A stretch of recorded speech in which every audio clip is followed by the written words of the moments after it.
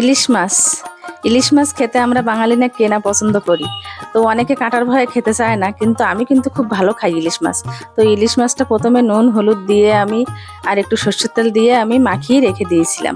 এরপরে কড়াই গরম করতে দিয়েছিলাম, কড়াইয়ে তেল দিয়েছি, দিয়ে তেলটা গরম হয়ে গেছে। এবার ইলিশ মাছটা আমি ভেজে নেব। আমি একটু আজকে অন্যরকমভাবে রান্না করছি। তো বন্ধুরা, তোমরা কে কে কেমনভাবে কীভাবে রান্না করে খেতে ভালোবাসো আমাকে একটু কমেন্ট করে অবশ্যই জানাবে। তো দেখো, আমি ইলিশ মাছটা ভেজে তুলে নিয়েছি। আজকে আমি বেগুন আলু দিয়ে ইলিশ মাছটা করব। তো একটু অল্প করে ভেজে নিলাম আর কি মাছটা। তো দেখো, সব মাছটা ভেজে নিয়েছি। ওই মাছ ভাজার তেলেই আমি বেগুনটা ভেজে নেব। লম্বা লম্বা করে বেগুন কেটে নিয়েছি, সামান্য একটু নুন আর সামান্য হলুদ দিয়ে আমি বেগুনটা ভেজে নেব। তো এইভাবে বেগুন আলু দিয়ে ইলিশ মাছ কে কে খেতে পছন্দ করো অবশ্যই একটু কমেন্ট করে জানিও।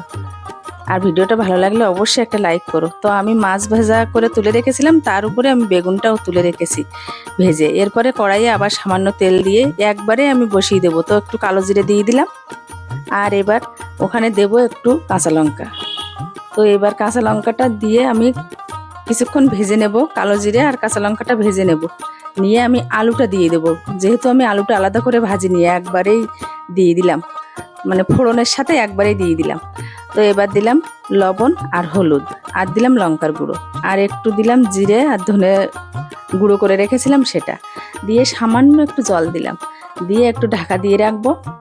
রেখে আমি এটাকে একটু কষাবো, তার জন্য ঢাকা দিয়ে রাখলাম। তো এবার দেখো বন্ধুরা, এবার ঢাকনাটা তুলে আমি আলুটা ভালো করে ভেজে নেব। এই যে দেখো, আমার আলুটা ভাজা হয়ে গেছে। এবার আমি জল দিয়ে দেব। পরিমাণ বুঝে জল দিতে হবে।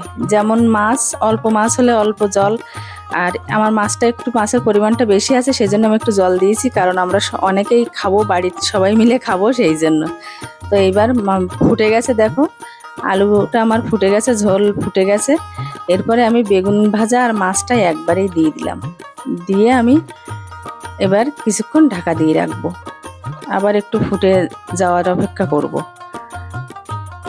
তো এবার দেখো, আমার ঢাকনাটা উঠিয়ে নিয়েছি, আমার তরকারিটা রেডি হয়ে গেছে। আমি উপর দিয়ে একটু কাঁচা তেল দিয়ে দিলাম, কাঁচা সর্ষের তেল দিয়ে দিলাম, দিয়ে আবার একটু ঢাকনা চাপা দিয়ে রাখলাম। তো দেখো, আমার ইলিশ মাছ বেগুন আলু দিয়ে পাতলা ঝোল হয়ে গেছে। তো বন্ধুরা, ভিডিওটা ভালো লাগলে একটু লাইক করো, অবশ্যই একটা কমেন্ট করো। টাটা, এখানেই শেষ।